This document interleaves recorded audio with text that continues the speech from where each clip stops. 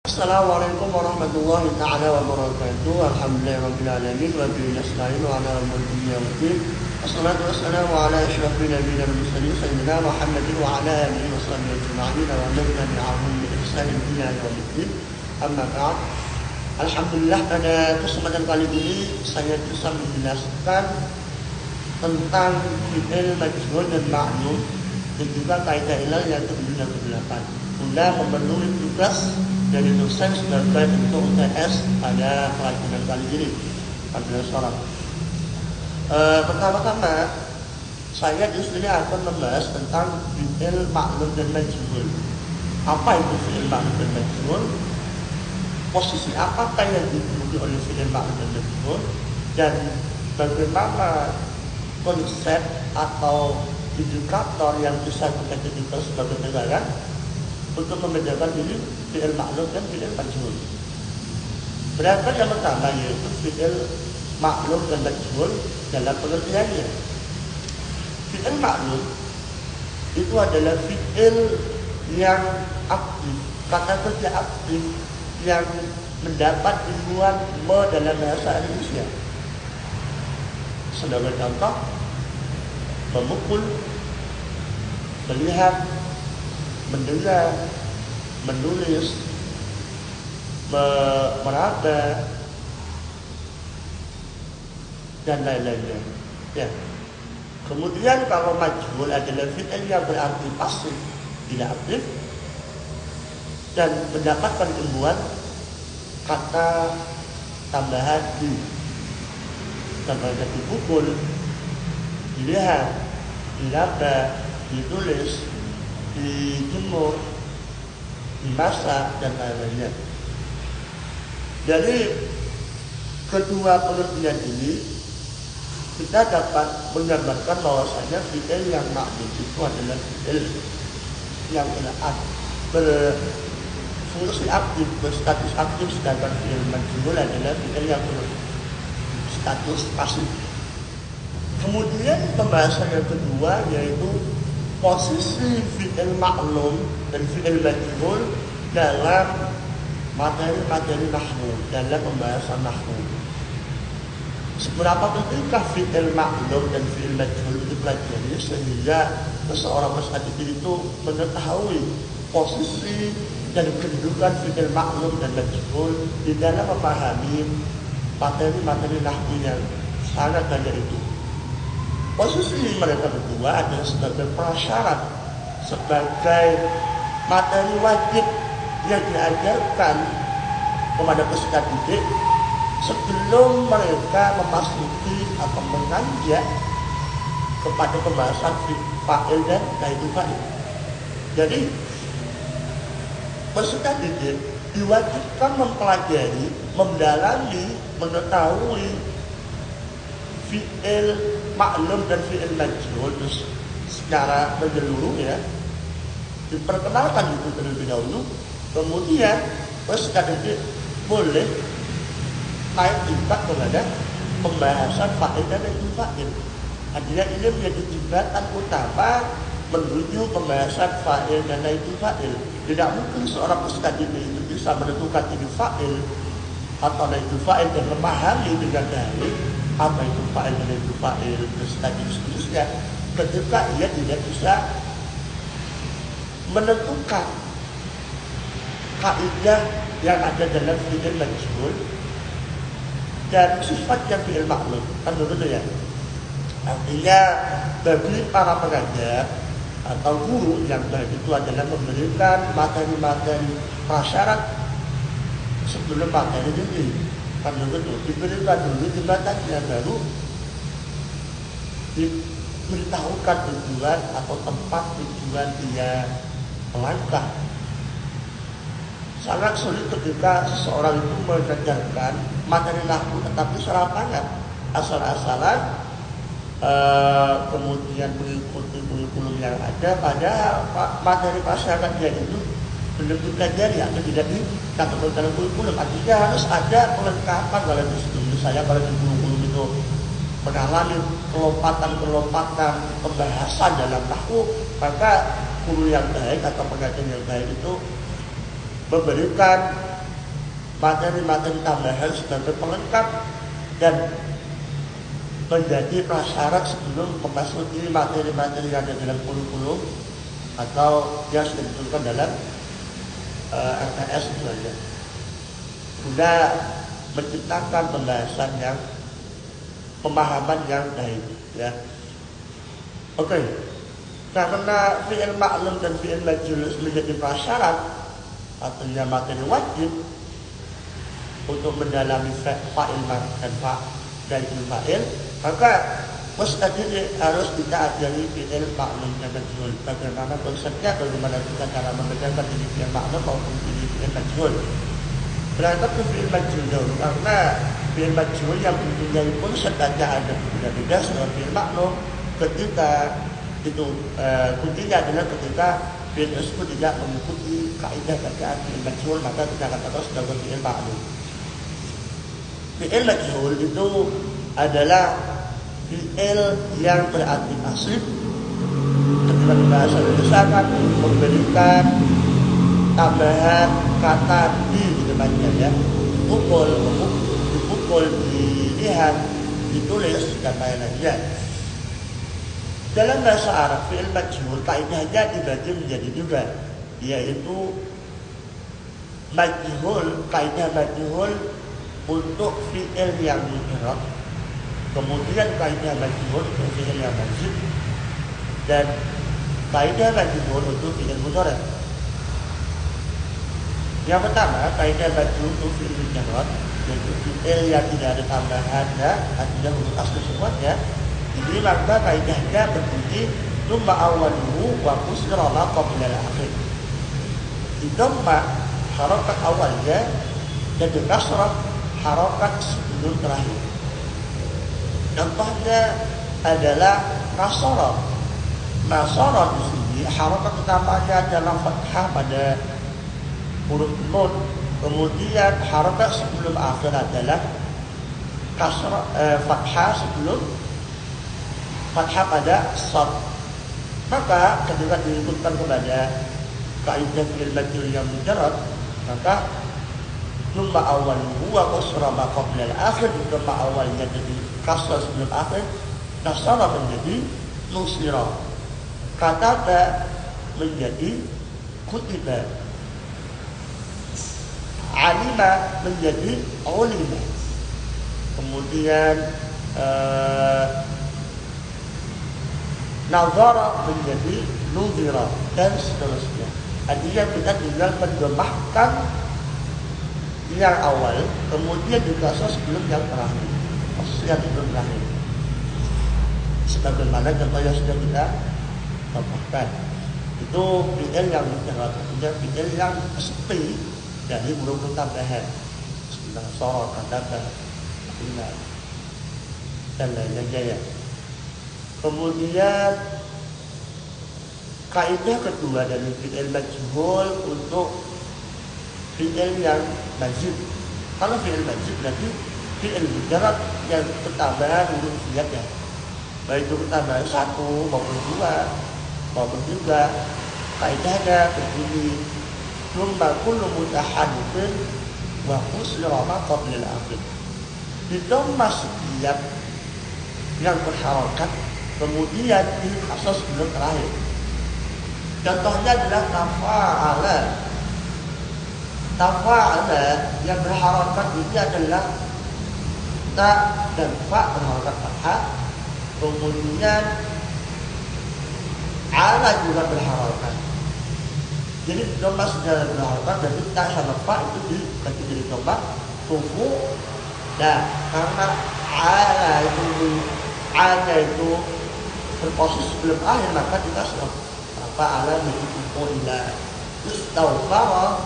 istawfara menjadi istufira, istakdama menjadi ustukila, istamala menjadi istumila, fa'ala menjadi fu'ila, dan tadarrab menjadi udurida, dan seterusnya. Fa'ala menjadi fu'ila, dan seterusnya, ya. Jadi itu didomas dia akan berharokat, kemudian yang terakhir itu kasrah. Itu kaidah fi'il majhul untuk yang fi'il majid. Kemudian yang fi'il mudhari', baik yang majid maupun mujarrad itu kaidahnya satu, yaitu tumba awaluhu wa futiha ma qabla al-akhir. Ditambah awalnya dan di fathah sebelum terakhir. Seperti contoh yang mujarrad ya, yang suruh menjadi yun saru, ditambah awalnya jadi kasrah sebelum akhir. Yang suruh menjadi yun saru, yang itu menjadi yudrabu, yang itu menjadi yukdabu, kemudian yang suruh menjadi yurusamu. Itu yang fi'il mujarrad, majhulnya fi'il mudhari' yang mujarrad. Kemudian majhulnya fi'il mudhari' yang majid itu juga sama. Yastaqbilu menjadi yustaqdamu, yasta'bilu menjadi yusta'malu, yufa'ilu menjadi yufa'alu, kemudian tafa'ala yatafa'alu menjadi yutafa'alu. In fa'ala yanfa'ilu ya, yanfa'ilu jadi yufa'alu dan seterusnya. Itu juga kaidah dalam fi'il majhul. Ketika sebuah fi'il tidak mengikuti bacaan fi'il majhul, maka kita pastikan atau kita golongkan fi'il tersebut sebagai fi'il yang maklum, yang berarti pas, yang berarti aktif ya. Nasara tidak mengikuti kaidah yusira, tidak mengikuti kaidah yusol, tidak mengikuti kaidah ulusira misalnya ya. Karena Nasara ini fi'il yang maklum karena tidak mengikuti kaidah yang ada dalam fi'il majhul. Jadi sangat mudah ya untuk membedakan ini fi'il maklum atau fi'il majhul dari segi bacaannya. Kemudian fi'il maklum sama fi'il majhul ini sama-sama merupakan pembahasan yang sederhana dan dasar yang perlu kita ketahui ya. Jadi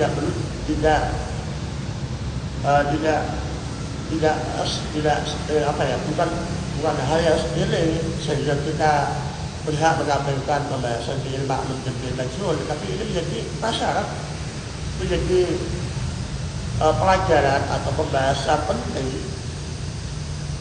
rukun pembahasan di dalam membahas fa'il dan fa'il.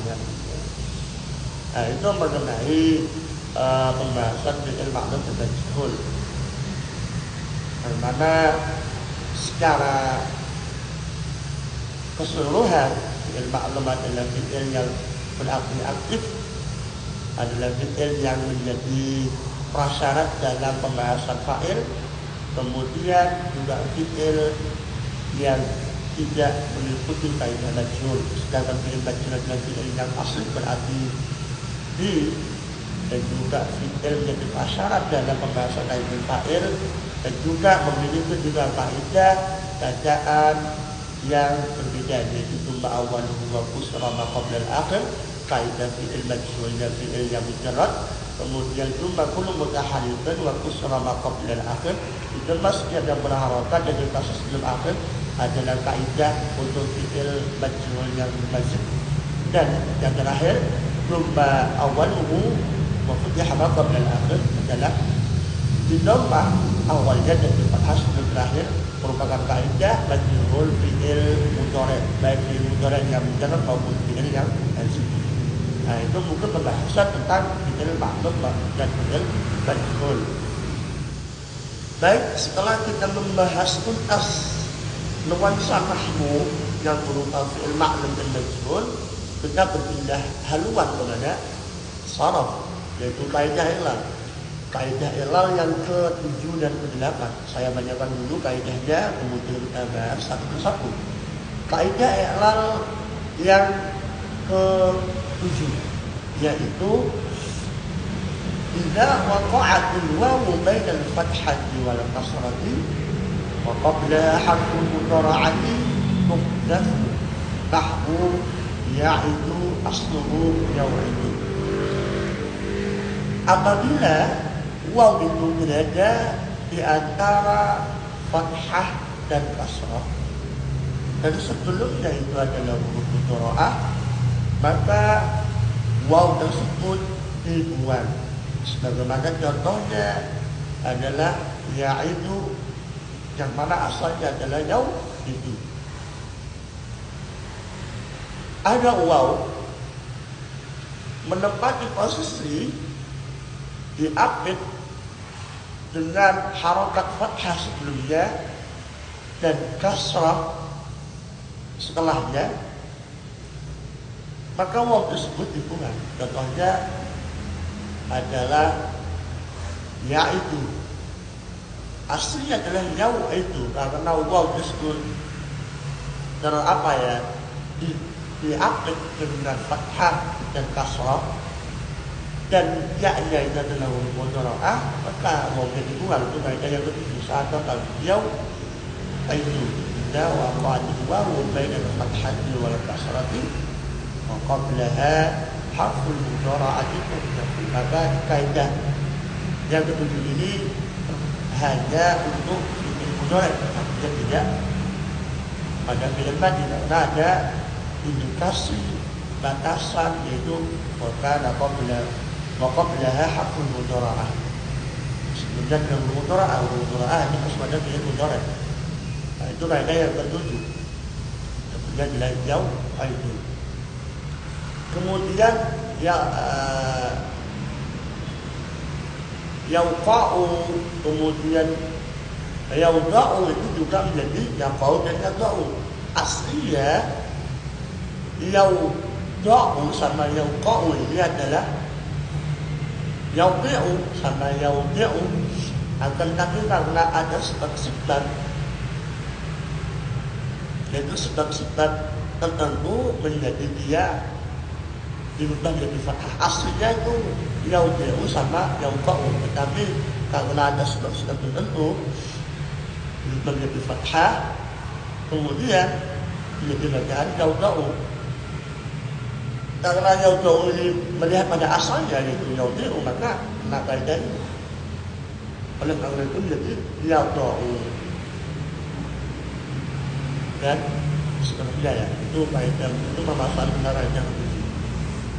Kemudian kaidah yang ke-8 yang berbunyi idza waqa'atil wawu ba'da kasratin fi ismin aw fi'lin ubdilat ya'an nahwu radiyya wa ghazil asluhuma radiyya wa ghazilun.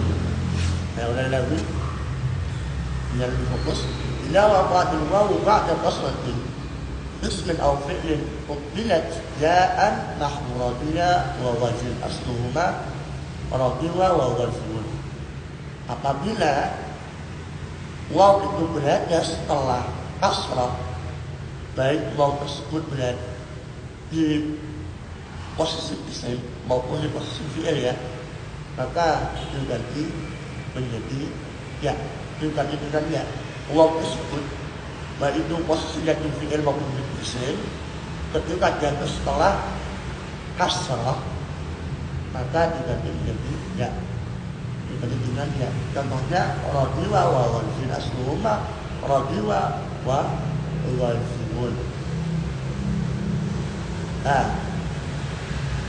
radiyya wa di situ berposisi dalam fi'il, kemudian terletak pada posisi di mana sebelumnya huruf kasrah radiyya, dan itu kasrah oleh karena itu kena kaidah yang ke-8 ini. La waqa'atil wawu ba'da kasrati fi ismin aw fi'lin ubdilat ya'an. Dan tidak radiyya ghazil itu juga begitu. Aslinya adalah ghazilun. Ghazilun wawnya itu banyak berharokat. Ghazilun ini ya, ini kan ada isim ya, ghazilun itu isim. Kalau radiyah tadi radiyah itu fi'il, kalau ghazilun itu isim.